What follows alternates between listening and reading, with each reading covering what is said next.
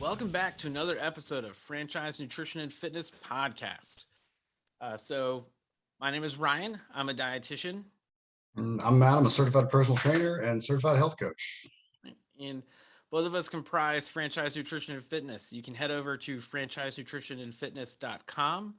That's franchise nutrition and fitness, all spelled out.com. And you can sign up for a meet and greet. We'll be happy to talk with you about all the products and services that we offer. Or if you have any questions about any of our episodes or previous episodes, and maybe you wanted to talk about some of the topics, and they just head on over there and send us a little message. But last week we talked about, or at least in our last episode, I'm not sure exactly when these are going to air, but on our last episode we talked about what's the difference between being a beginner, moderate, and advanced person when it comes to fitness and when it comes to nutrition. And so check out the last episode if you want to hear about those topics, but I briefly mentioned in there when it comes to nutrition, there's a little bit difference between beginner, moderate, and advanced. And one of the things that I mentioned is like a beginner is you're just eating just kind of to eat. You don't really have any particular health goals or anything like that. And intermediate would be maybe you dabbled in a little bit of internet research or talked to some friends about stuff. But then advanced really gets into the mode of healthy is your relationship with food, and you understand that. You might have heard of it as intuitive eating is a popular phrase for it now that's out there. But that's a lot of what we help people with and get towards is meeting your goals, but without restriction on everything that you eat. Like there's definitely a way to do that, and making it kind of more habitual is going to help you reach all of your goals. But you have anything to add to that, Matt? I mean, no, you're the expert with nutrition, so I'm the exercise guy. But no, that's on point, and I'm looking forward to talking about this today. And always thoroughly enjoy where you say it's healthy as your relationship with food, and I know how crazy it drives you, even more so than it drives me, with people that talk about eating healthy foods or like clean eating. But we realize that we can integrate whatever we enjoy into our diets, into our actual meal planning, if it's done correctly. So I'm always very appreciative of your opinion of that. Yeah, and it's taken me a long time to get there. I will easily say that if you know me or you've known me for any amount of time, you know that I've really been focused on my own personal vanity and how good I look, which is not really that great, but I do a lot of work to make it try to look a little bit better. But the whole thing there is that I have a friend, my wife and I, we're both dietitians. We have a friend who's also a dietitian, and she says, your body is an instrument, not an ornament. You need to be focused on just living healthily and enjoying your life and not worried about the way you look. But my argument is I can be an instrument and an ornament. So I'm just saying. And it goes back to personal goals too. Like obviously, like it's still ingrained in you to want to look good from the years of wrestling. I still want to look good because I'm currently wrestling. So it's all about goal setting.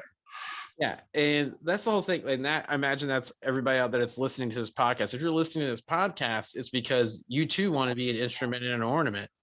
You don't want to be like the dull brass trumpet. You want to be a nice shiny brass trumpet, and you want to perform really well, or at least get as close as you can to performing as best as you possibly can. And you realize that nutrition plays an impact on that, but also your regular training, your fitness has a big impact on that too. I could eat really well and make sure that everything is exactly dialed in. But if I never pick up weight and I never push myself progressively with strength training or running faster, it's not going to help that I ate really well. I'm not going to be able to do a lot of activities. And conversely, if you do all those other things, but you don't eat very well, it may not help you either.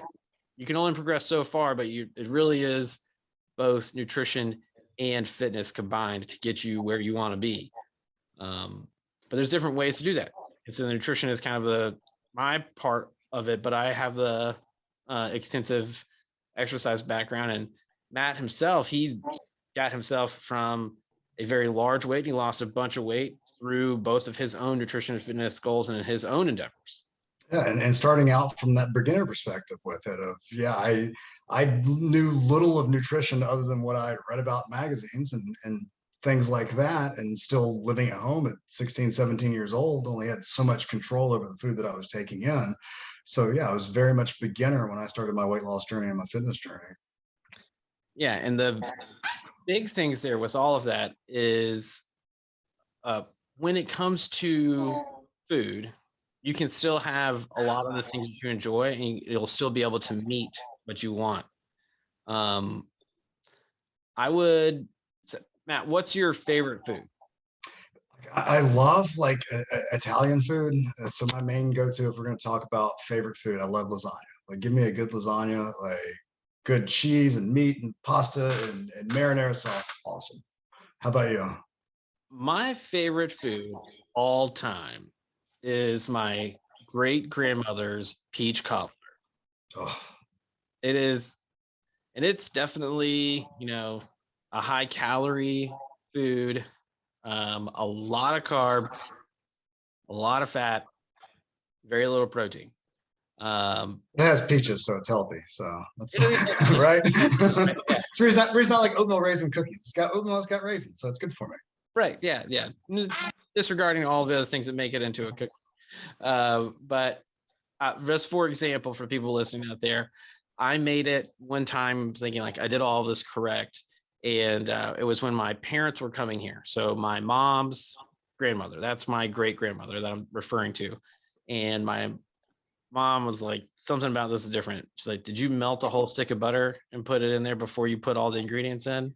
Because that's the first thing you're supposed to do, apparently, is melt an entire stick of butter to coat the entire pan. You're not rubbing it up the sides to coat the pan to make sure it doesn't stick. You're just melting a whole stick of butter. And then there's more butter that goes into it. Like, No wonder it tastes so good. That sounds amazing. the whole thing. My great grandmother from Texas and relocated to Georgia, so it's all Southern. Which it's always the joke. It's made with love, which just means it's made with a lot of butter. It's not Butter equals love. Got it. All right, cool. apparently so. Different perspectives. Love is a sacrifice. You're willing the good of the other, which probably does not include melting sticks of butter. But whatever. Everybody's different. It's kind of if that's what you want to do. But one of the things is like that is not an all the time food. When we're thinking about your relationship with food, it also equates kind of to a budget. Like you got to get the stuff in that you need, so that way you can have all the stuff that you want. I do not often have we do not often make the recipe that is my great grandmother's peach cobbler. That's mostly because my wife likes a cobbler that is more of a biscuit consistency and less of a cake consistency. I didn't realize there were two different kinds until I met my wife. So there are two different kinds of cobblers. I've looked it up. It's more of a northern tradition, which explains that her parents are from Chicago and Philadelphia, respectively. So that kind of cobbler is more northern, and southern is kind of more cakey. Like I didn't know this, and now I do. So lesson learned. Right. So, but when Matt and I were tagging together and up and down the road often with each other, we would be at these different tiny little towns, and like everything would close before the show was over. And so we were still trying to meet our nutrition and fitness goals. We were working our way towards trying to be giant wrestling superstars. And we had just done all this physical activity. And so we need to be able to replenish ourselves from that activity and go back. And so, and on top of doing that, doing it on a broke college student budget as well, which was always fun. right. It's like, how do you do that? And so sometimes there'd be options where there's like a fast food restaurant that was open, but sometimes it was just a gas station.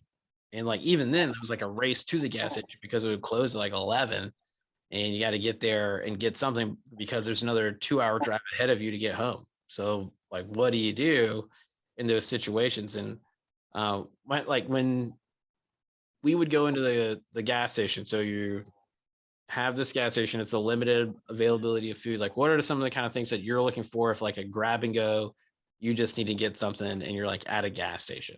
Always a go-to for me. Like I love boiled eggs. Almost any gas station you walk into, you can get those. They're usually vacuum sealed, 2 in a pack. Boom, grab your boiled eggs right there. You got what, about 160 to 180 calories right there. Mostly good fats, a little bit of protein. Throw in sometimes like maybe some almonds. Just kind of, it's sometimes you'll be able to find, depending on the gas station you go to, a decent sandwich that's not slathered in mayo. I'm not a big fan of mayo, like not from a health perspective, just taste. But, sometimes whole wheat bread, things like that. So like just kind of the grab and go stuff that's gonna taste good. It's not super perishable. It's in there. It's not gonna be awful. It's not off the roller at 11 o'clock at night. You're not sure what rodent's been crawling across that. So Roller food, come on. Roller food is a guilty pleasure of mine. Like I do love some roller food if it's the right time. You see that they put it out, it's been rolling for a while. Okay, like maybe I can grab a taquito. Like we're talking about food and the love of food here. Like, I love Kirkland Costco brand hot dogs. It's like a 1/4 pound beef hot dog. Those things are insane. Probably has like my month's worth of sodium in it, but oh yeah, God, yeah. And you never eat just one hot dog. Yeah. So like I mean, it's I gotta get a full 1/2 pound of beef, so I gotta get 2 hot dogs at least. But either way, like, so you're talking about when you're going to the gas station, you're grabbing stuff, you got a medium fat protein, like in your eggs. You got a whole grain bread, and you got some kind of meat that's on there, probably like a ham or a turkey. Some sort of super processed, sort of some protein left in it. Yeah. We're going to talk about process in a second. I think it's funny. But the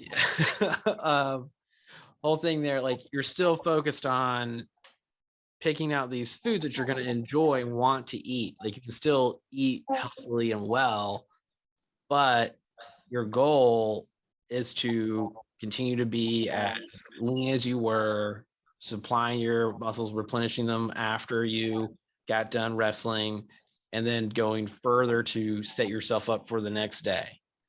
And I was the same kind of way. I go into the gas station.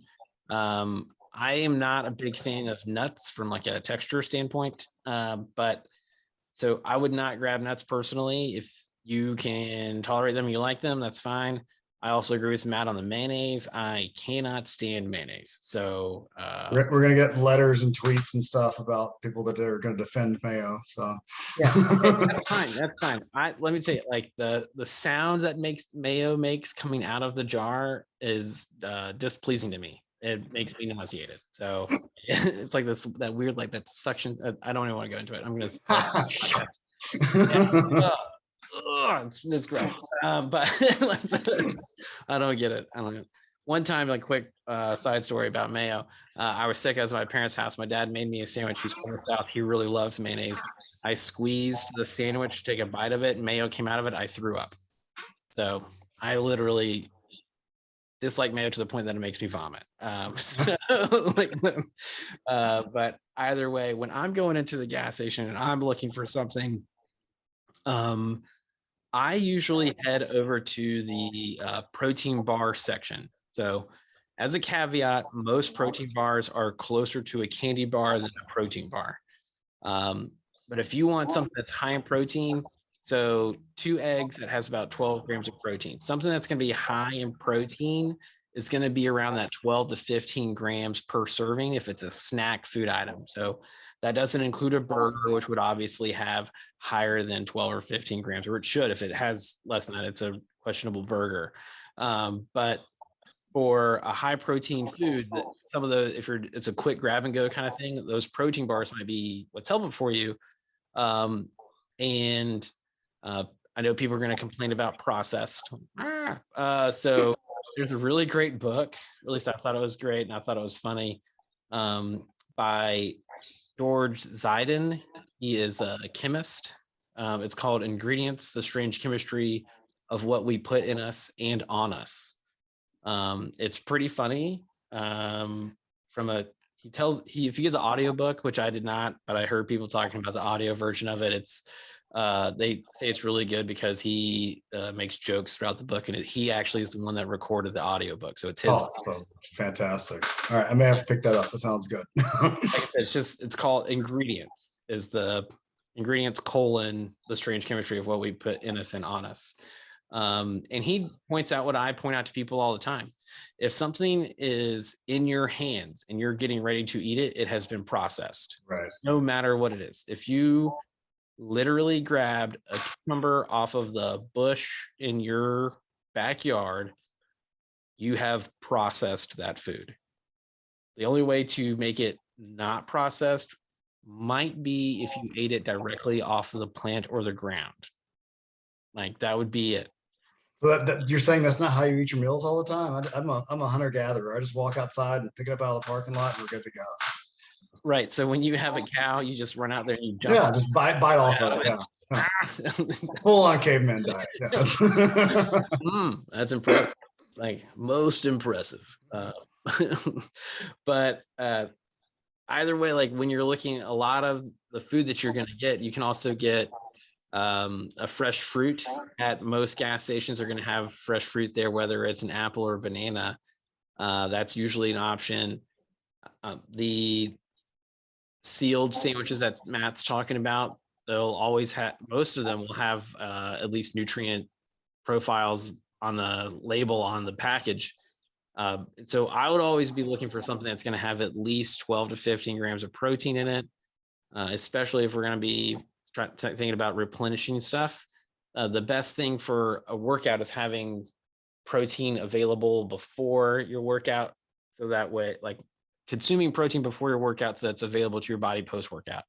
Your intro workout, your body's not really going to do anything with protein, but it will start utilizing it post. And if you consume something that has protein in it following a workout, so kind of like what we're talking about, going from a wrestling match to a gas station 2 hours down the road, if I waited that full 2 hours or 2.5 hours post wrestling match, I would be in a like depleted state. I would be not being preparing myself for the next to come. At all times, you are in preparation and repairing yourself. Like you're fixing yourself from what you just did, but you're also getting ready for the next thing. So what's going to fall into that category? So like I said, something with the higher protein and a moderate amount of carbs. And so about that, it's like maybe 25 to 30 grams in a serving, not really that big. And so I'll put my Skittles back on the shelf then. Gotcha. All right. well, I mean, that's like, it's just one thing. If I had to grab like a protein bar, I'd have like 15 to 20 grams, or like probably use around 15 to 20 grams of protein and 20 to 30 grams of carbs probably. And then it'll probably have like a couple of grams of fat. And like, that would just be, that could be enough. That might be enough for you just to sustain yourself as a snack until you're able to get home. But when the next kind of thing is like, if you're making food for yourself ahead of time, which would be the easiest kind of thing, that would be best case scenario, that you've been able to plan ahead, you have your goals, what you're trying to do, and you've planned it out. So basic nutrition guidelines per day, and we've reviewed this on previous episodes. You can go back and listen to the first couple of episodes. You'll hear this in there. 2 servings of fruit, 3 servings of vegetables, make your proteins lean, get half of your grain products from whole grain, right? And that's every day. It's not hard or complicated to really get that. The thing that I think is the hardest part of it is planning ahead, having a well thought out plan.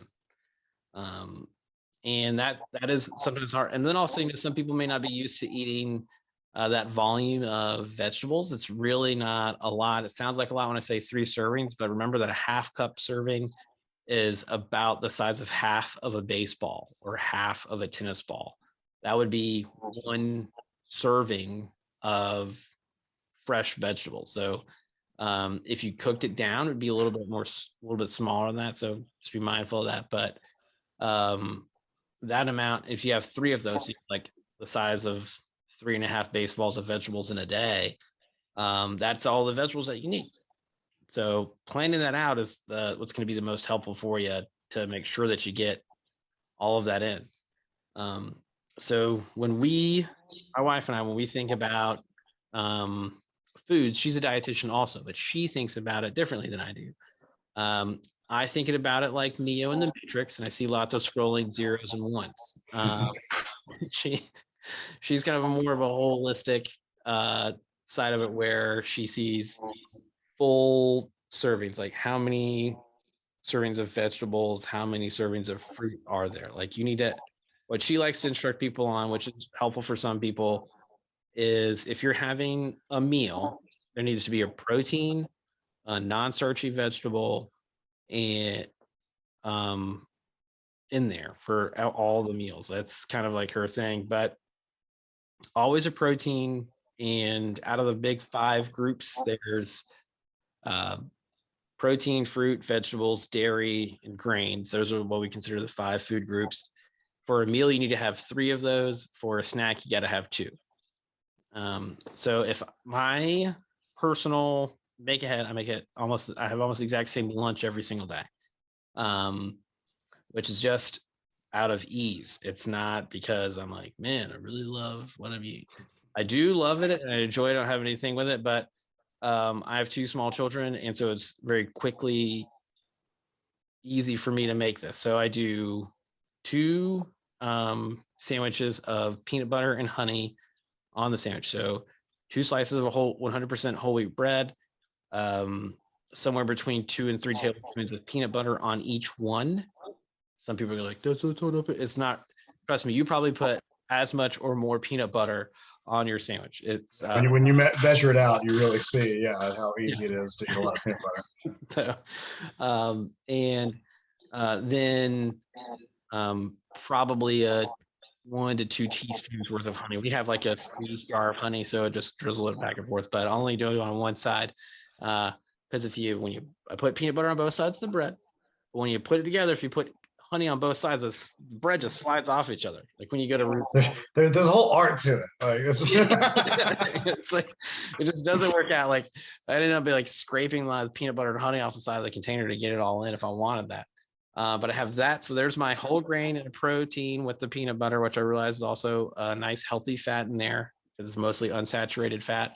And then a little bit of carbs in the honey and the bread. But then on the side, I have at least 1 serving of salad greens. It could be 2 servings. So like a half cup of salad greens would be you compressing the salad into a half cup measuring cup. So when the volume it looks like about a cup. So I have like a cup, maybe a cup and a half at the most of salad greens, with a oil and vinegar base salad dressing, and 1 to 2 servings of fruit right there. Perfect. Every day. That's my lunch. We really shouldn't be recording this, as I'm so hungry, because that sounds amazing right now. Like, I want to go get up and like make a peanut butter and honey sandwich right now. Yeah, and it's the fun thing. Peanut butter and honey doesn't have to be refrigerated. Yep. Bonus. You don't have to lug around extra ice packs for that. I do have to have the ice packs for the salad and the salad dressing, but yeah, that's my usual prep ahead example. Absolutely. Mine's a little bit different than yours because I especially like now I work from home, but even when I didn't work from home, it's kind of the usual go-to, very similar, and you can make it to where it's different taste palettes too. I love doing brown rice, serving a brown rice, serving a ground turkey, and then some sort of veggie. Whether it's my usual go-to is green beans. I like the crunch of them. They're fun. You can eat a bunch of them. Broccoli, cauliflower, sometimes adding some onions and bell peppers to it to give it that different flavor variety. And then you can season it with anything. I love Mrs. Dash, just plain black pepper, throwing a little hot sauce on it, throw a little Worcestershire sauce on it, throw a little salsa on it. Like you can make it basically any style of food you want to, and just prepping a bunch of that ahead of time, sticking it in some bins. I've got it right there. Right. Yeah. I like rice is like a great saying, like you can make rice into almost any kind of side dish that will like match with any food that you're making. We have a cookbook called How to Cook Everything. It's by Mark Bittman. He's a chef and restaurateur, but it really is the amount of stuff. It's like almost 1,000 pages. Things a beautiful book, but it has rice pilaf in there, very simple rice pilaf. But then when you flip the page, it has like columns of things to change to make you can add here or here, like spice mixtures to your stuff. And so I've been doing that a lot. Like anytime we have, we cook a lot of chicken because it's lean protein and it's also a cheap lean protein. Yep. So give me my $1.99 a pound boneless skin chicken breast. Keep a bunch in my freezer. I'm happy. Hey man, it's cheaper than a lot of fish out there, like except outside of tuna. Like canned tuna is always going to probably be the king of the cheapest fish you can get, but the other like fresh fish is not really cheap anymore. Especially like we live on in a coastal town, and if I went down to the market that I could get all the fresh caught fish, it's still more expensive than chicken at the store. Just tell you, it's real. Like, oh, you can get it for very cheap. No, let me tell you, still not $1.99 a pound. Still not gonna be it. We can like add the same seasonings that we put on the chicken into the rice. That way, they pair really well together. Or you can do complementary seasonings in your rice to change it up. And then you can make a lot at once, and it'll last like a whole week. Yep. And even if you're reheating your rice, so this is just one caveat of it. If you make plain rice and you break it up and you add the seasonings to it, and then you are planning on reheating your rice, when you reheat the rice, you're going to release the flavors of those seasonings that you put in there. And so each of your rice's divvies are going to be different. They're going to all taste a little bit different than each other. So that's kind of the bigger thing there, is that might help you out with altering what you get, but you're still getting a whole grain if you're having brown rice. And again, like, so you only need half of your grains to come from whole. So if I get those 4 servings of whole grain right there at lunchtime, I don't have to necessarily have whole grains through the rest of the day. I can balance it all out. There is a point where you have too much fiber, and that's not good for you. That causes you to malabsorb other nutrients. So you really got to be balanced out in there.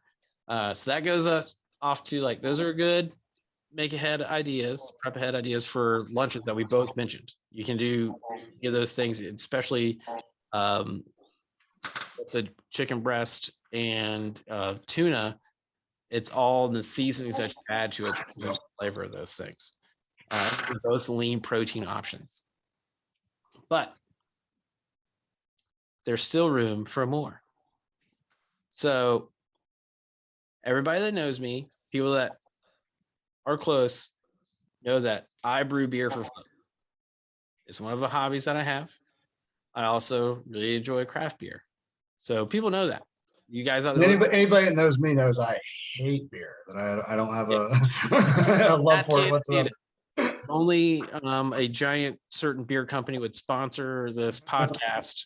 We might say their name in the amount that consumes of it. But AB InBev, come on, where you at? Or if you're a distributor, we'll also absolutely. My favorite beer is the one that sponsors this podcast. So insert beer here.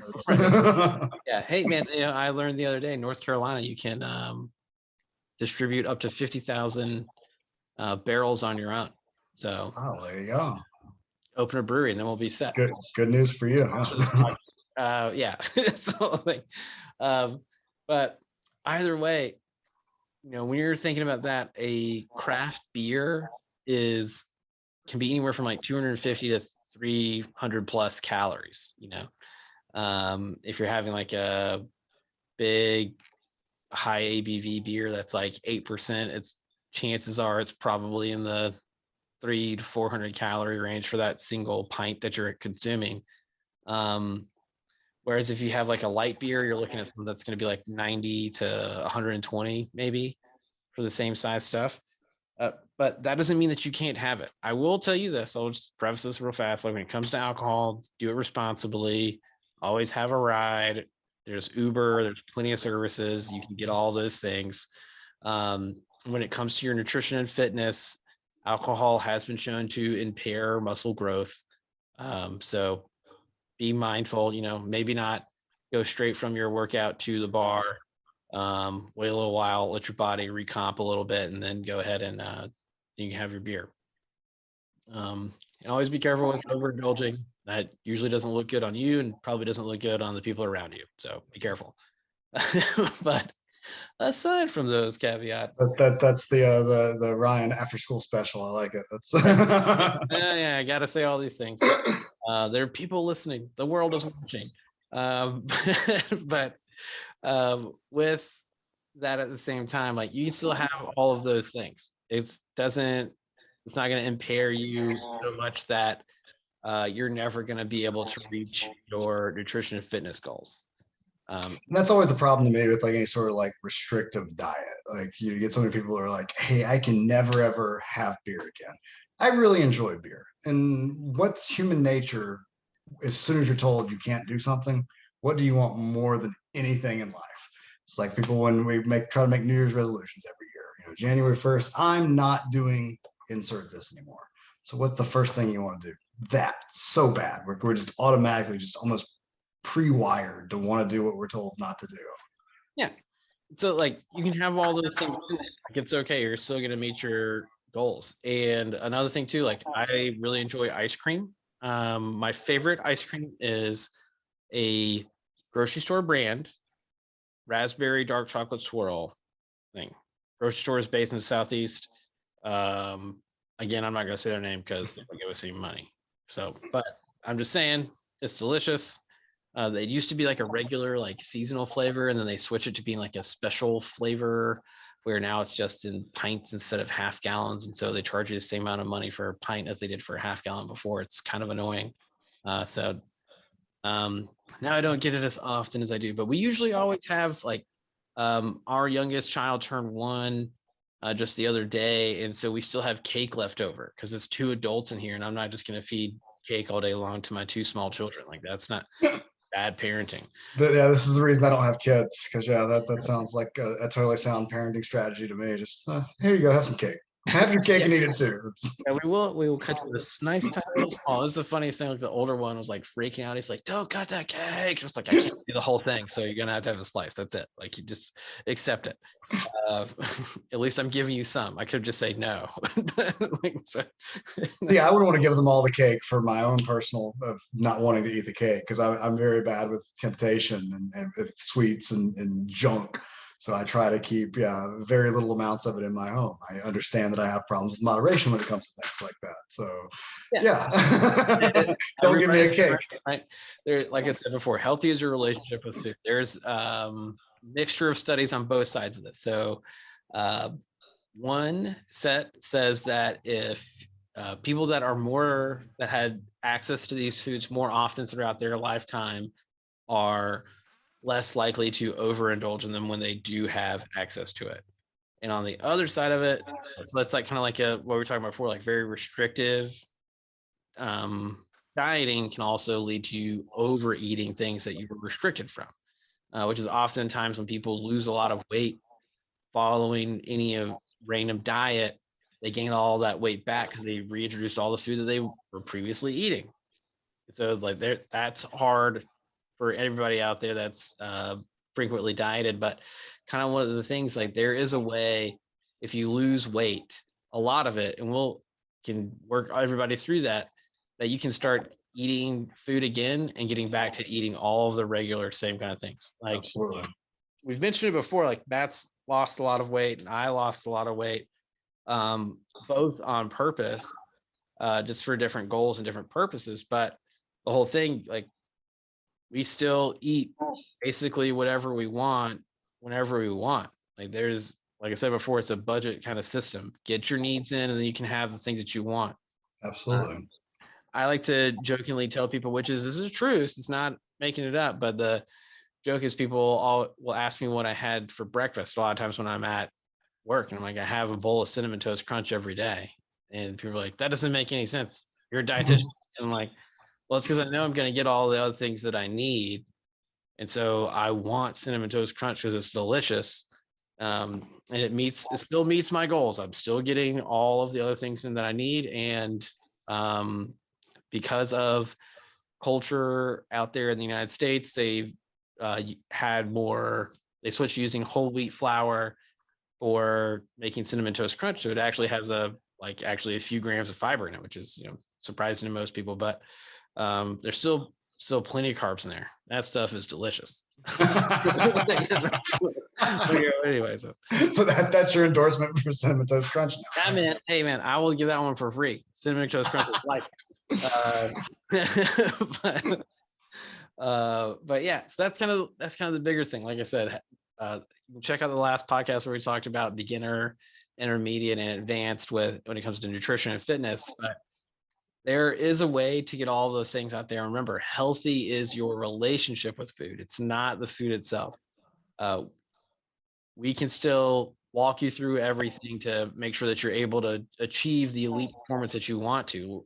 I may never have a 1,200 pound total again, but damn it, I'm going to try. So that's kind of the whole thing. Just getting back into that same kind of thing. And nutrition is going to play a big role in that. And following a fitness plan is going to play a big role in that too. But I'm aware of all of those things. So that's kind of where I'm at with it. How are you at, Matt?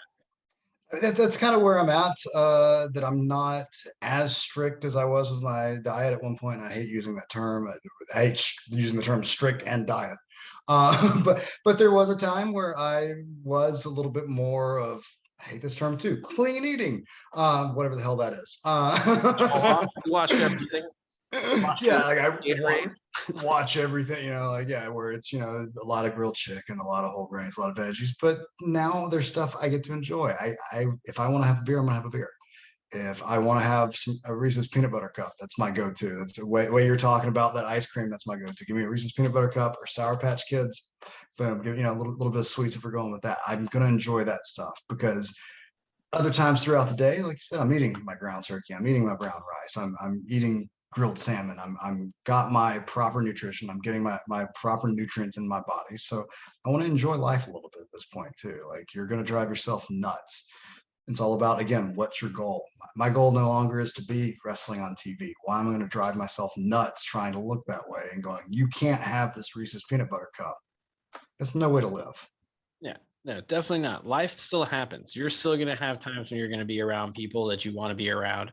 And it's not going to be the exact cookie cutter things that fit into your prescribed diet plan. So how do you make that work? Like you just got to have goals and you have set up habits and those kind of things. And that's kind of what we're talking about here. It's kind of more of an intuitive eating approach to things, but still kind of a spin because you can be an instrument and an ornament. I'm just saying you can be both. It's totally possible. I've been working on leaning out lately. I've lost about 6 pounds, look leaner, have not cut anything out of my diet. Like it's moderating a little bit more with some of it. It's getting a little bit more nutrient dense foods at other times, getting a little bit more physical activity. It's on purpose, but it's still allowing myself to enjoy it and not going, oh, the Super Bowl's this weekend. I can't have wings and beer because who wants to do that? Yeah. Well, I'm glad you were able to have all your beer and wings for the Super Bowl. I'm also glad the Rams won. So for anybody else, go Stafford.